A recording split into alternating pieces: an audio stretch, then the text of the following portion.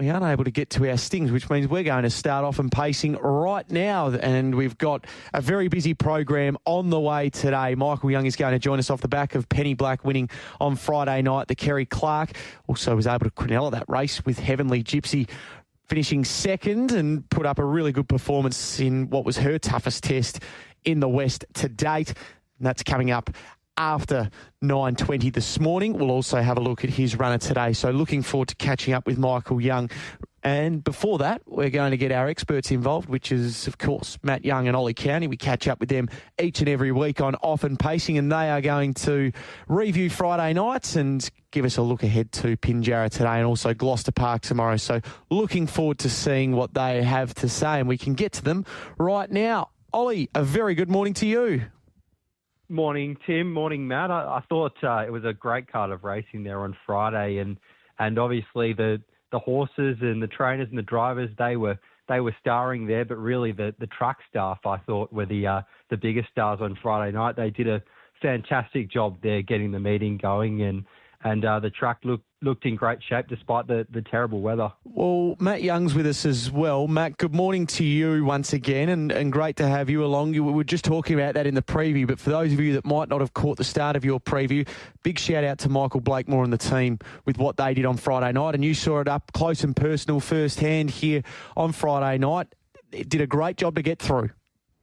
Yeah, 100%. When I walked onto the track for the first with the interviews, the track was nice and firm, and you could just, and he meshed it the whole night. So the confidence was there. He knew the rain was coming. He prepared the track perfectly, and the meeting went ahead A1. I didn't hear too many complaints. I mean, I heard a lot of complaints because the weather was appalling, but in terms of the track, there was not a great deal of complaining. So I think the track was perfect. They did a huge job to be able to get through that meeting, and well done to him and the team. Certainly a great result to get through all 10 races. So why don't we get stuck into Friday night and what we took out of it? And let's start with the feature event first. As I mentioned, Ollie, we're going to be joined by Michael Young in a couple of moments' time. But first and foremost, the win of Penny Black, and no doubt this is one that's close to home. It'd be just about her best win here in the West, if not certainly one of her best wins, I would have thought.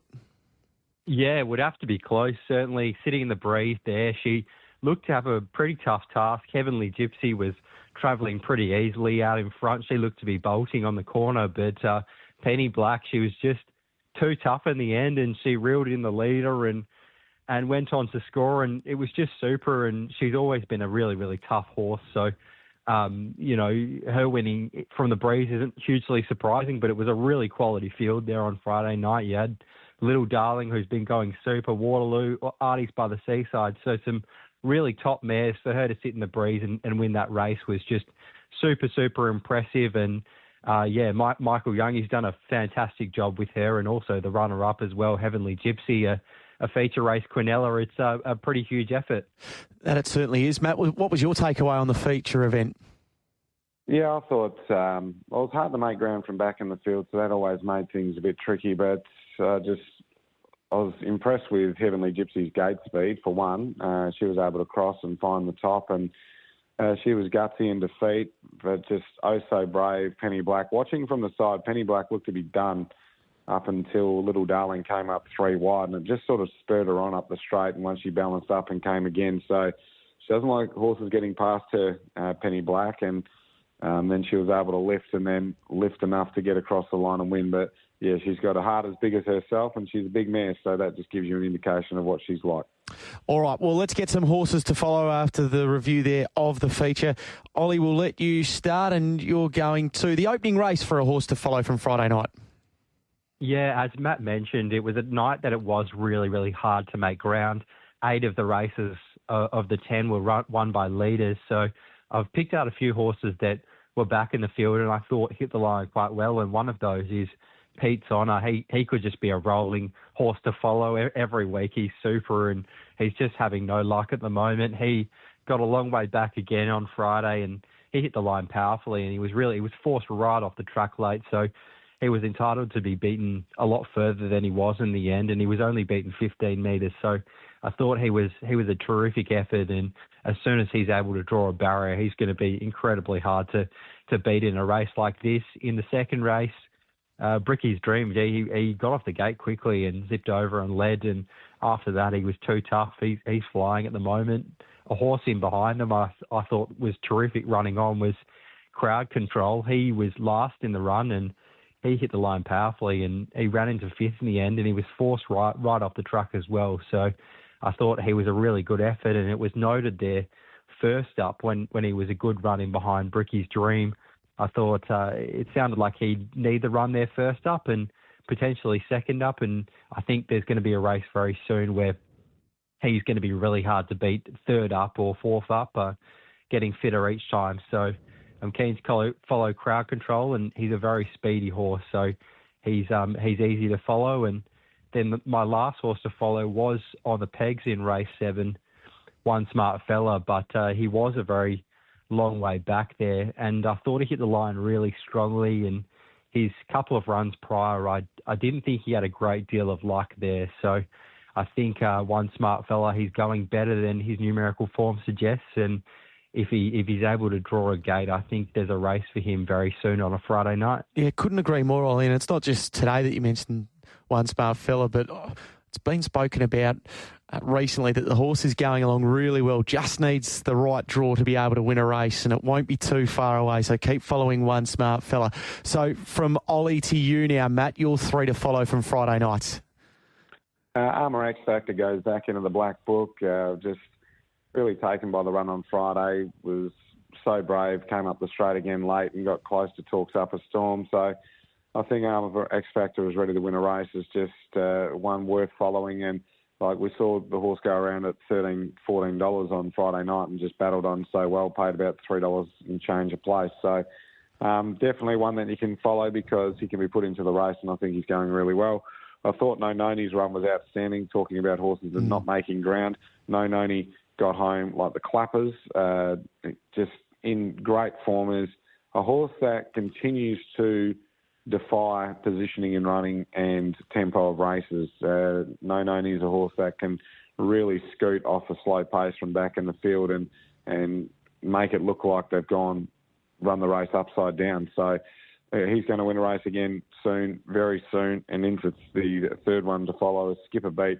I was taken by the runner Skipper Beat. I thought this horse has still got a bit to learn when winning 2 starts ago. And then after Friday, I was like, that was a big improvement. Even though beaten, I still liked the performance. So I thought Skipper Beat's one to follow. Still learning the caper. So I think every time you see Skipper Beat step out on the racetrack, he's going to run better and better races. And I just like the way that he went about it on Friday. So I think he'll be back into the winners list very soon. Okay, so for Matt Young, 3 horses to follow: Armour X Factor, No Noni, Skipper Beat, and then for Ollie, Pete's on a Crowd Control and One Smart Fella. So we turn our attention to Pinjarra today, and Matt will let you keep rolling on because you're going nice and early for the first of your best today. Yeah, I really like Heavenly Bliss in race 2. I mentioned on the preview on the Sports Daily that 2 starts ago, she did things wrong at the gate. And prior to that, she'd been going poorly, to be fair. But she did things wrong at the gate 2 starts ago. But she trailed the field, and just the way she hit the line travelling a lot stronger. I know she was beaten 30-odd metres, but it was the demeanour about her. I was like, I think she can improve her next run. And she did. She came out last start, and she really ran up behind them strongly and looked good. And this is the same sort of race. So she's got plenty of gate speed. It's not a quick front line. If they did try and push the button, they could potentially get across and lead. I think if she led, she'd win. But I'm not too concerned if she doesn't lead. So I think she'll get into a decent position from the draw, and she's going to be really hard to beat. So Heavenly Bliss, I think, in race 2. Race 4 on the program, Stapleton. I think he's a staple for all your multis today. Just have him to win. I think he'll lead and win. Simple as that. The price, not concerned. I just think he's a multi-builder. Stapleton, I think, is one of the best of the day, but he's just a little bit too short to make his best bet. And the best of the day is Tell Me to Attack. So I'm attacking the lightning laps today, but I think Tell Me to Attack in the final race. Trial was good. Horse loves the short course, got good gate speed, good front running type, and the trial just gave me indication that he's ready to go. So 1,100 metres looks to suit a horse like Tell Me to Attack, and I think he'll lead and win the last. So Race 2, Heavenly Bliss. Race 4, Stapleton. And race 10, Tell Me to Attack on my 3. All right, so that is for Matt Young down there today at Pinjarra. Ollie, how are you attacking Pinjarra today? We'll kick things off in race 6 and hopefully another horse that'll lead and win here. I'm hoping Lurzy has the gate speed to get across Tiger Lou in the early stages, who doesn't seem to have brilliant gate speed. And I think if he can do that, he can be really hard to beat in this race. He was a great effort a couple of starts ago where he was able to lead over the 2100 and was a pretty dominant winner in the end over You Fly With Me, who's been going reasonably well. So I think that's pretty good form, and Lurzy appears like a horse to me that'll really suit the 1600 metre trip. So I think this race really plays into his favour, and if he can lead here, I think he can prove really hard to beat. Then in race 9, we're waiting to the later parts of the card today, but I thought Three Flames was another horse that could potentially lead and win. I think this horse is going pretty well, comes into this race third up after a couple of pretty good efforts her last 2 starts. The last start, second at Northern, was really good behind Official Rock. I think Official Rock would be pretty short in this race. So that looks really good form over the mile, looks to suit again. And I think just been going a little bit better than Elvira Jane, who I think has had every chance in a few races this time in. So if Three Flames can lead, control things and zip away, I think she can be really hard to beat there. And then a third horse that hopefully leads and wins in race 10. I'm totally with Matt Young in this race. I think Tell Me to Attack really does look hard to beat, and that trial was just terrific. Looked to do it really easy there at Northern. Just travelled nicely the whole way. Wasn't asked for too much, and zipped home a 57.8 half, which is sharp enough for it being first up in the trial and this type of grade, and over the Lightning Lap they should all suit. So I think Tell Me to Attack can hold off Sunshine Swift, who's a fairly classy horse in her own right, but really keen to be with Tell Me to Attack in that last race. All right, so Ollie's 3, Lurzy in race 6, Three Flames in race 9, and race 10, Tell Me to Attack, and that's one that both Matt and Ollie have identified. So that's Pinjarra today. We work our way to Gloucester Park tomorrow night, and you've both gone to races 4 and 5. So Ollie, we'll let you start this time. How are you attacking Gloucester Park tomorrow night? Lazy Days in race 4 was a runner that went around on Saturday night at Bunbury and was just an incredibly impressive winner there. Took on key rival Duncan 22 in that race and was able to beat him pretty comprehensively there. It was a win of a horse that could have a bit more of a future, I think. Zipped home 27.6, which is really sharp for the class of race. It was a maiden there. So it looks really hard to beat in this race, I thought, and can hopefully win again. I think he's a bit versatile too, given that speed. So could sit just close enough in the running line and hopefully run over the top. And I do think Basing Hall, who I was with last start, is another runner that could potentially run into the placings again behind Lazy Days in that race. So could play things around exotics of those two runners if Lazy Days is really short. And then in race 5, I think Beyond Bling is just going terrific at the moment. Was another really good run at Kellerberrin on Sunday. Was just second to Magic Bay in that race, and I quite like Magic Bay too. So I think that's pretty good form there. And I think if there's a little bit of speed on with Jimmy Rocks and a few underneath going forward, hopefully Beyond Bling can run into it late and with the 2-place dividends there, we should get a bit of value if he runs top 2. All right, so that is Lazy Days in race 4 and race 5, Beyond Bling tomorrow night for Ollie. Matt, what's your thoughts on those 2 races? Yeah, look, I'm going to drop one of those races because we've agreed in race 4 about Lazy Days. Okay. So we'll go races 5 and 6 now. Look, race 5, I'm going with Jimmy Rocks. I thought Jimmy Rocks was a big chance to be able to find his way to the top, and in my opinion, he looks well suited here. So we'll take Ollie on there, especially with Beyond Bling being more of a sick kick type and being pay 1 too. But I thought Jimmy Rocks has a big chance to be able to get to the lead over the shorter course, and I think he'd run a really big race. So race 5, number 6, Gimme Rocks, and race 6, I'm going to double down with Saganda after last week's second. This is a good race. There's going to be plenty happening wider on the track with Kinky, One in Vegas and Uwoma, but I just thought Saganda showed good speed, should be able to get around and lead early, and then he's got a few options from the draw, who to sit on, but I think we'll run into the top 4. I'm just hoping it can run second or third, and with the class of horse in the field, I think we'll see Saganda better than that $2 quote again on Tuesday night. All right, so hopefully that can be a result there with Saganda, at least to place there in race number 6, and then Gimme Rocks in race 5 for Matt. Ollie going with Lazy Days in race 4 and Beyond Bling in race number 5. So Matt and Ollie head-to-head in the 5th event tomorrow night. Okay, gents, job well done. Matt, you're off to Pinjarra today? Yeah, I'm pretty much just there, so I'll be heading across in the next 20 minutes and start the interviews. Yeah, 11:15 starts, so nice and early. We'll be up and firing on the Racing WA Harness X page. And Ollie, thank you for your time this morning. We do appreciate it, and we'll look forward to catching up with you again next week.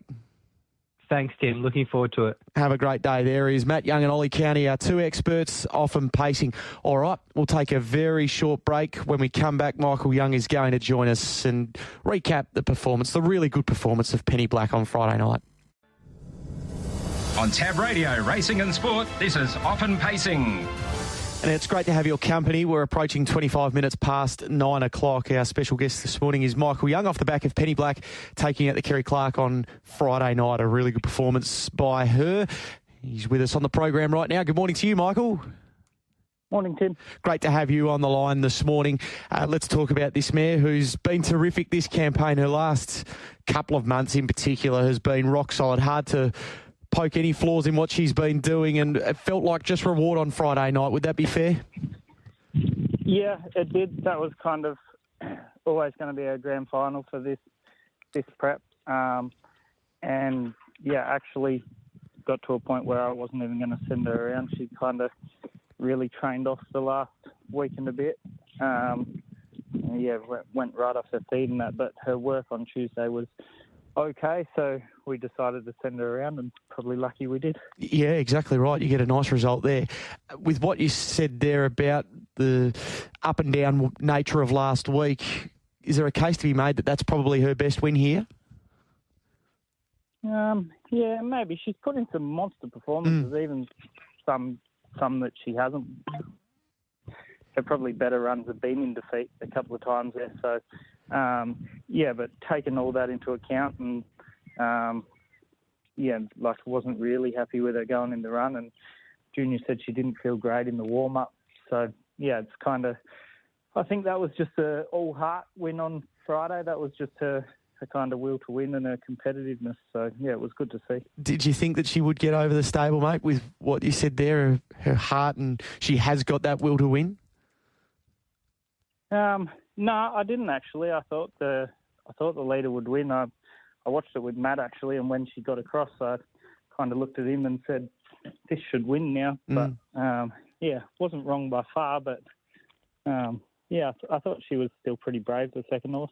Yeah, she didn't lose any friends. We'll touch on her more in a moment, but just on Penny Black now. So you give her a break and get her back in time for October, November, where those feature races are? Yeah, so I've already dropped her off at the paddock. I did that on Saturday morning, so she'll go out for a month or so and probably get fat and round and happy again, and then, we'll come back and we'll target those bigger races later in the year.